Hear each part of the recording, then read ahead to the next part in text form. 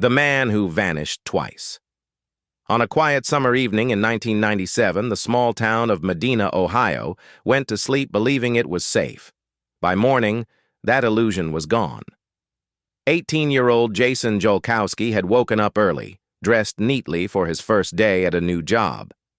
He ate breakfast with his mother, joked about being nervous, and stepped outside into the warm June air. He planned to walk a short distance, less than a mile, to meet a coworker who would drive him to work. Jason was never seen again. There were no screams, no signs of struggle, no abandoned belongings. He simply disappeared between his front door and the end of the street. At first, police assumed it was a misunderstanding. Maybe he got a ride. Maybe he ran away. But Jason left behind everything: his wallet, his ID, his clothes, even his glasses, which he depended on to see clearly. Friends and family insisted this was impossible. Jason was responsible, excited about his future, and deeply connected to his family. Days turned into weeks, weeks into months. The case went cold, then colder. Then something strange happened. Years later, reports began to surface from different states. Sightings of a young man who looked exactly like Jason. Same height, same walk, same gentle manner. One witness swore she spoke to him at a bus station.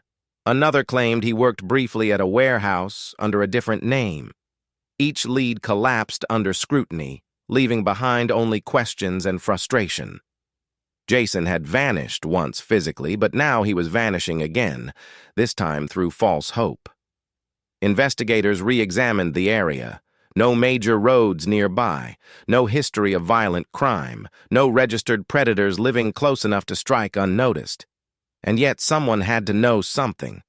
The most chilling theory emerged quietly: a crime of opportunity. Experts believe Jason may have been abducted by someone passing through town, someone who noticed a lone teenager walking, offered a ride, and never left a trace. If true, the killer could have been gone within minutes, blending back into the endless highways of America. No body was ever found, no suspect was ever charged. But Jason's story refused to die. His mother became one of the loudest advocates for missing persons in the U.S., pushing law enforcement to change how disappearances are handled. Because of Jason's case, police departments began taking missing adult reports more seriously in the crucial first 48 hours. In a haunting twist, Jason is legally declared dead, yet officially remains a missing person. He exists in a space between life and death. And then, in 2018, over 20 years later, a tip came in that stopped investigators cold. A man had been arrested in another state for